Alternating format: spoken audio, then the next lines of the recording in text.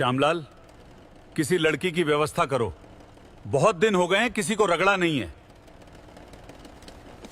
Sir, अभी चौराहा पे चेकिंग लगाने जब चलेंगे, वहीं से किसी को टांग लेंगे। आराम से मौज करना तुम, हम वसूली करेंगे। वो रे रामलाल, तेरी तो दिमाग बहुत है। आखिर रहते किसके साथ हैं? चलो गाड़ी निकालो, जब भी खाली पड़ी है, और शाम के पार्टी भी होगी, चिकन बनेगा, चिकन के साथ चिकनी भी चाहिए मुझे। क्या सर आप लड़कियों के चक्कर में रहते हैं? बीवी है तो आपकी? अबे साले ज्यादा मत बोल, नहीं तो अभी सस्पेंड कर दूंगा। अब बीवी तो रोज ही रहती है, रोज दाल चावल थोड़ी ना अच्छा लगता है। कभी कभी तो मन करता है चेंज करने को। चलो अच्छा, लेट मत करो, गाड़ी निकालो। जी सर, चलिए गाड़ी निकल रहे हैं। यार हो सब? हाँ सर, चलते हैं।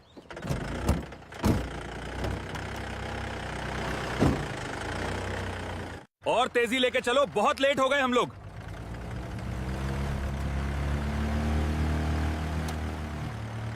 आगे एक मोड़ है, उसी मोड़ के पास लगते हैं। लोग चेकिंग से बचने के लिए इधर से ही आते हैं।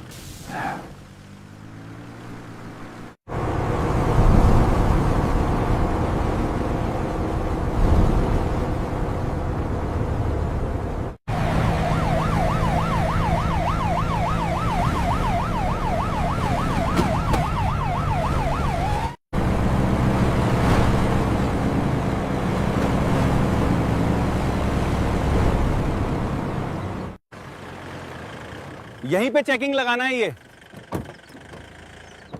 यहां पे थोड़ा छाया भी रहेगी। फटाफट लगाओ, कोई आए तो अपनी जेब गरम हो। आज मेरे भाई की शादी है और मुझे तुरंत अब निकलना होगा। काफी समय हो गया है। मैं एक साधारण कपड़ों में जाऊंगी ताकि कोई मुझे समझ ना पाए कि IPS Anita Chauhan IPS officer आ गई। मैं अपनी स्कूटी से जाऊंगी। भैया मुझे देख के बहुत खुशी होंगे कि आ गई मेरी बहन। चलो, मैं अपने कपड़े चेंज कर लेती हूँ और फिर चलती हूँ।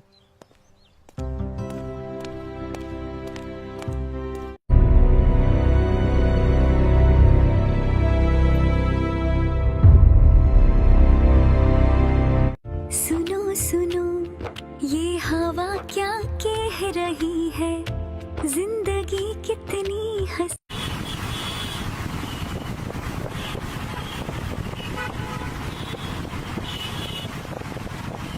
चलो मैं शॉर्टकट रास्ते से निकल जाती हूँ और जल्दी पहुंच जाऊं।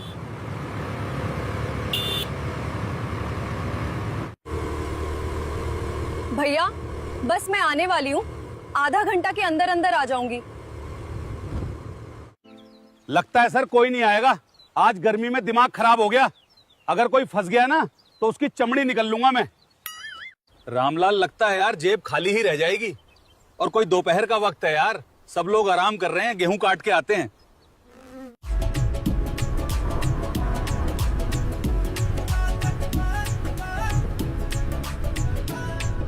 अबे शालो, तुम अंधे हो क्या? तुम्हें दिखाई नहीं देता? अब उधर देखो, वो लड़की आ रही है स्कूटी से। तुम उससे कुछ नहीं बोलोगे? मैं डायरेक्ट बात करूंगा, शायद वो मान जाएगी, मेरा काम हो जाएगा। अब उधर देखो, वो लड़की आ रही है स्कूटी से। इधर साइड में लगा। कहां जा रही है हीरोइन बनकर? सर, मेरे भाई की शादी है, मैं वही जा रही हूँ। तो तुम शादी में जा रही हो? हेलमेट कहाँ तुम्हारा? हेलमेट किया तुम्हारा बाप लगाएगा। सर, मैं हेलमेट भूल गई हूँ जल्दबाजी में। भूल गई हो तो चालान भरो 5,000 रुपए का। अगर चालान नहीं भरना तो मेरे साथ एक रात के लिए पुलिस थाना चलो और वहीं चालान अपना अदा कर दो मेरे साथ। ये क्या बदतमीजी है दरोगा साहब? कोई इस तरह बात करता है जिस तरह आप बात कर रहे हो। लैंग्वेज अपनी सुधार लीजिए। तो भड़क रही हो मेरी जान। गुस्से में आप और भी प्यारी लगती हो। कसम से मेरा दिल तुम पे आ गया है। कुछ भी हो जाए, मैं तुमसे एक बार मिलना चाहता हूँ। दरोगा, आप बदतमीजी की सीमा लौंघ रहे हो। आपको पता नहीं है आप किससे बात कर रहे हो। कौन है तू? प्रधानमंत्री की बेटी है या मुख्यमंत्री की या फिर किसी जज की बेटी है? क्या कर लेगी तू मेरा नाम नहीं सुना क्या? मेरा नाम है कालू रगड़ा, काम करता हूँ तगड़ा। मैं तुझे फिर बोल रहा हूँ, मेरी बात मान ले और मेरे साथ चल। जिंदगी भर ऐश करेगी। आप चाहे जो भी हो, मुझे इससे कुछ नहीं लेना है। कृपया मुझे परेशान न करें और मुझे जाने दो। आप चली जाना 5 मिनट के लिए उसे पुलिस जीप के अंदर। चलो, और फिर तुम्हें मैं तुरंत यहाँ से छोड़ दूंगा। मुझे तुमसे कुछ काम है। इस हक से रोका है मुझे। कोई गुंडागर्दी चल रही है क्या यहाँ? पहले ढंग से बात करना सीखिए, फिर चेकिंग करिए। आवाज नीचे रखिए मैडम, ये सड़क है, आपका घर नहीं है सर। कानून के तहत चेकिंग हो रही है, समझ में आए तो ठीक, वरना कार्रवाई भी आती है हमें। तुम्हारी आंखों में जो इरादा दिख रहा है ना, वो गलत है, और गलत के सामने खड़े रहना ही मेरी आदत है। आदत बदल लो अपनी, क्योंकि यहाँ खड़े होकर मुझे चुनौती देना आसान नहीं, अंजाम भारी पड़ता है। तुम जैसे लोग सोचते हैं लड़की डर जाएगी, लेकिन आज तुम्हें गलत फहमी का इलाज मिलने वाला है। आज की जरूरत तुम्हें पड़ेगी, क्योंकि मेरे सामने ज्यादा देर तक अकड़ दिखाने वाले टिक नहीं पाते। आवाज और नजर दोनों संभाल कर रखो, वरना तुम्हारी ये वर्दी भी तुम्हें बचा नहीं पाएगी। तुम्हारी ये हरकतें बता रही हैं कि तुम वर्दी के लायक नहीं हो, बस उसका फायदा उठाना जानते हो। ये मुझे ज्ञान सिखाएगा लगता है। ये ऐसे नहीं मानेगी, जिसे पकड़ो और जीप में ठूस दो। थाने लेके चलो और मैं इसे वहीं रगड़ूंगा, तभी से पता चलेगा कि मैं हूं कौन।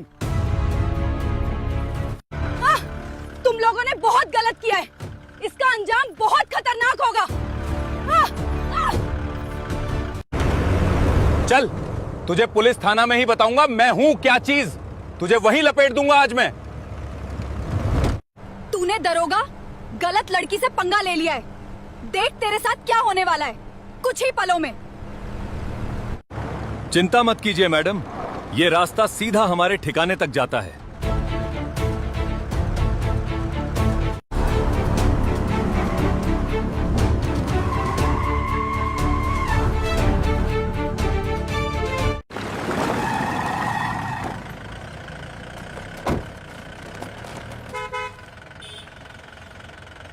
सिपाही, इस औरत को पकड़ो और थाने के अंदर ले जाओ। अब इसे पता चलेगा ये किससे टकरा गई है। अरे छोड़ो, तुम क्या कर रहे हो? ये जुर्म करके है। चुप रहो, इसे अंदर ले चलो। बचाओ, ये गलत है। बोर्ड, अब मैं तेरे साथ क्या करूं? इस जिले राजा हूं, मैं जो चाहूं करूं, कोई रोक नहीं सकता मुझे। दरोगा, तू अब अपनी औकात में रहे, वरना एक लात में टेबल के नीचे चला जाएगा। जुबान संभाल कर मुझसे बात कर। तुझे मालूम है तो किस बात कर रहा है? जैसे ही तू मुझे जानेगा ना, तेरी पैंट गीली हो जाएगी।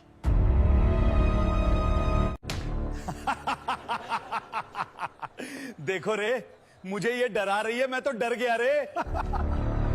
तुम इतनी खूबसूरत लग रही हो कि मेरा मूड बन गया है। तुम भी अपना मूड बना लो और चलते हैं दोनों लोग। मेरा तो मूड अब बन गया है, कहाँ चलेगा बोल। या क्या बदतमीजी है। रामलाल, श्यामलाल, माधव, मेरे लिए दारू का इंतजाम करो, और चकना तो मेरे सामने खड़ा है।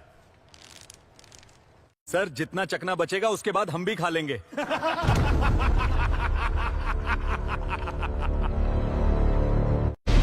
अब बस।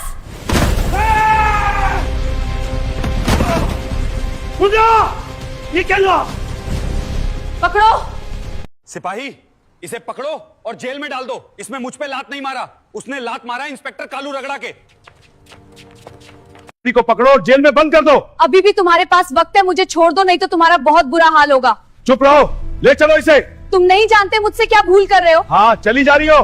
तैयार हो जा, मैं आ रहा हूं तेरे पास। अब रगड़ रगड़ के खेलूंगा तेरे साथ। नाम है कालू, झगड़ा, जो भी काम करता है तगड़ा।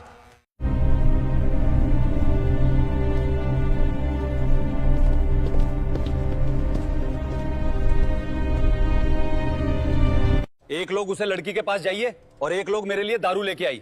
दारू पी के उसे लड़की के पास में जाऊंगा, बात करूंगा उससे मैं। दरोगा के साथ साथ तुम सब सस्पेंड हो गए और जेल के सलाखों के पीछे होंगे। तेरा तो वो हाल होगा कि तू कभी जिंदगी भर सोचेगा नहीं कि मैं किसी लड़की के ऊपर नजर उठाकर देखूं। और सुनाओ हवलदार, वो कल वाला मामला कहां तक पहुंचा? जी हुजूर, उस पर इंक्वायरी चल रही है, जल्द ही रिपोर्ट सबमिट कर देंगे। कमिश्नर सर, इंस्पेक्टर कालू रगड़ा ने मुझे जेल में बंद कर दिया है कोतवाली थाने में। आप पूरी टीम के साथ जल्द आओ और इस दरोगा को सस्पेंड करवाया जाए। क्या बात बोल रही हो तुम? कालू रगड़ा ने आपको बंद कर दिया है? थोड़ी देर रुकिए मैडम जी, अभी मैं तुरंत आ रहा हूँ। दरोगा भी तो ऐसी की तैसी कर दूंगा मैं। सर वो लड़की ने डीआईजी और कमिश्नर फोन करके बुलाया है और वो लोग आ रहे हैं पूरी टीम के साथ। अबे साले डर क्यों रहा है? मैं हूं ना, बोल देंगे किसने? मेरी कॉलर पड़ी, इसीलिए हमने इसे जेल में बंद कर दिया है। और ये शराब भी पी रखी थी, हमें महक रही थी। क्यों रे? तूने डीआईजी कमिश्नर को फोन करके बुलाया है?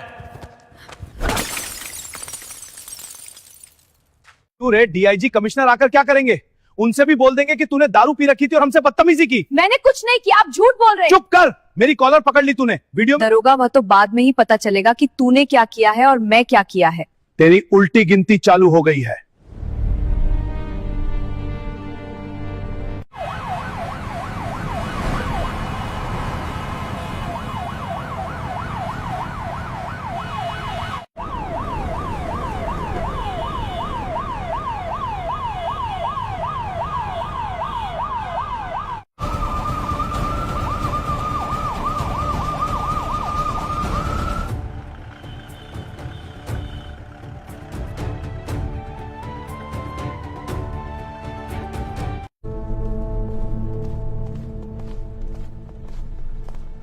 दरोगा, तूने उसे लड़की को क्यों थाने में बंद कर दिया? मुझे मालूम है वो कौन है। इस जिले की आईपीएस अधिकारी अनीता चौहान है। तुम लोगों में से किसी की वर्दी नहीं बचेगी। तुमने वर्दी का गलत इस्तेमाल किया है। उसे लड़की को कहां बंद किया है निकालो। अब तुमको वही लड़की ही सजा देगी। दरवाजा खुल गया है, अब चलो। तुम्हें इसकी कीमत चुकानी पड़ेगी। मैडम जी, हमें माफ कर दो। हमसे बहुत बड़ी गलती हो गई है। हमें मालूम नहीं था कि आप इस जिले की आईपीएस चौहान हो। तुम माफ करने के काबिल नहीं हो। आज तुम्हें माफ कर दिया जाएगा, कल के तुम किसी और लड़की के साथ भी ऐसी हरकत कर सकते हो, इसलिए तुम्हें सजा देना जरूरी है। तू क्या कह रहा था? मेरा नाम है कालू रगड़ा, काम करता है तगड़ा। आज मैं तुझे रगड़ूंगा। चल अब रगड़ के दिखाओ मुझे। तुम्हारी वजह से मेरी परेशानी बढ़ गई है। मैडम जी मुझे माफ कर दो। अगर ये मेरी नौकरी चली जाएगी तो मेरा घर परिवार कैसे चलेगा? भूखे रह जाएंगे। मैडम जी, मुझे बहुत बड़ी गलती हो गई है। मैं दोबारा ऐसी कभी गलती नहीं करूंगा। अगर गलती करूंगा तो तुम मुझे फिर चाहे जो सजा देना, मैं सजा भुगतने के लिए तैयार रहूंगा। तू पता नहीं कितने गरीबों को परेशान किया होगा और उनका पैसा खा गया होगा। तुझे तो माफ करने लायक नहीं है। अगर मेरा बस चले ना तो तुझे फांसी में लटका दूं। हवलदार, इसे पकड़कर घसीट के थाने के बाहर लेकर आओ। कम से कम जनता तो देखे, तभी जाकर इसका डर खत्म होगा जनता की आंखों से। और ये याद रखिएगा जनता के सामने। देख लीजिए, यही था ना जो गरीबों को परेशान करता था और उनसे जबरन पैसा लेता था। अगर ये दरोगा किसी के साथ गलत करता है तो तुरंत कंप्लेंट करिए। इससे डरने की जरूरत नहीं है। आखिर ये वर्दी है आम जनता के लिए। ये वर्दी मिली है इनको जनता की सेवा के लिए, उनके जेब भरने के लिए नहीं। अब ये दरोगा मनमानी नहीं कर पाएगा, ये मेरी गारंटी है। मैं आप सभी से माफी चाहता हूं। दोबारा ऐसी गलती नहीं करूंगा। आईपीएस मैडम की जय हो। आईपीएस मैडम की जय हो। चल जा, तुझे माफ कर दिया। वैसे तो तू माफ करने लायक का नहीं था। दोबारा ऐसी गलती मत करना, वरना तेरी जिंदगी तबाह हो जाएगी। सरकार की तरफ से बेटे तुम्हें बुलावा आया है। विक्रम ने कागज देखा, अक्षर समझ नहीं आए पूरे, लेकिन एक शब्द समझ मारी। राजू ने मंगल को। तीनों एक दूसरे को देखकर मुस्कुराए। दिल्ली जाने से पहले एक कम ने जूते हाथ में लिए। उल्टे पुल्टे देखे। उसने ऐसे देखा जैसे कोई बहुत कीमती चीज मिली हो। शर्मा जी ने पूछा। विक्रम ने जूते पहने, खड़ा हुआ, एक कदम चला, फिर रुका, नीचे देखा, जमीन पर अपने पैर देखे। माइक, बड़े बड़े अफसर, नेता, पत्रकार। विक्रम एक कोने में खड़ा था। नई कमीज धियाई। मंच पर एक बड़े अधिकारी ने माइक संभाला। आज हम यहां जमा हुए हैं एक ऐसे बच्चे को सम्मान देने के लिए जिसने साबित किया, लेकिन उसके पास था एक जमीर, एक हिम्मत, एक इंसानियत। उसने 2500 लोग सामने बैठे थे, मुस्कुरा रहे थे। उनकी मुस्कान देखकर विक्रम का डर कम हुआ। उसने एक गहरी सांस ली। मैंने कुछ बड़ा नहीं किया, सुने या न सुने। उसकी आवाज कांपी। मां, तुम सही थी। पूरे हॉल में सन्नाटा था। फिर तालियां, और कई ने लिफाफा विक्रम के हाथ में दिया। खोलो। विक्रम ने कांपते हाथों से लिफाफा खोला। अंदर एक कागज था। विक्रम की सांस रुक गई। ये घर है? मेरा घर? पक्का? शर्मा जी ने कहा, हाँ बेटा, तुम्हारी मां। वो कुछ बोल पाता, एक और अफसर खड़े हुए। और सिर्फ यही नहीं, रेलवे मंत्रालय ने फैसला किया है, विक्रम की पूरी पढ़ाई का खर्च सरकार उठाएगी, स्कूल से लेकर कॉलेज। और सिर्फ विक्रम नहीं, उसके 3 दोस्त भोला, राजू, मंगल, तीनों की पढ़ाई का खर्च भी सरकार देगी। विक्रम एक पल के लिए बिल्कुल चुप हो गया। 12 साल का वो सारा दर्द जो अंदर अंदर दबा हुआ था, मां की बीमारियां, बाप की मार, भूखी रातें, नंगे पैर, टूटे सपने था। सड़क के किनारे रोशनियां भागती जा रही थी। विक्रम ने खिड़की से बाहर देखते हुए पूछा, साहब, वो पटरी किसने तोड़ी थी? आगे नहीं पूछा, लेकिन शर्मा जी के मन में वो सवाल घूम रहा था जो उस रात से घूम रहा था। वो पटरी जानबूझकर तोड़ी गई थी। नटबोल्ट जानते बूझते। कौन? क्यों? सूरजपुर लौटने पर एक और बात हुई जो विक्रम ने नहीं सोची थी। झोपड़पट्टी के लोग बाहर आ गए थे। सब। दादी आगे आई, हाथ उठाया, विक्रम के सिर पर रखा। जीते रहो बेटे, हम सबकी दुआ तुम्हारे साथ है। विक्रम की मां सावित्री भागती हुई आई। सब ठीक होगा। 3 दिन बाद सूरजपुर में एक पुराना मकान था जिसे रेलवे की जमीन पर बनाया गया था। लंबे समय से खाली पड़ा था। विक्रम और सावित्री वहां आए। सावित्री ने दरवाजा छुआ, पक्की दीवार पर हाथ फेरा, फर्श पर खड़ी हुई, ऊपर छत देखी, दूर पटरियां दिख रही थी, ट्रेनें दिख रही थी। उसने मन में कुछ सोचा और मुस्कुराया। अगले हफ्ते स्कूल में दाखिला हुआ। नीली पैंट, कंधे पर नया बस्ता। स्कूल के बाहर चारों खड़े थे।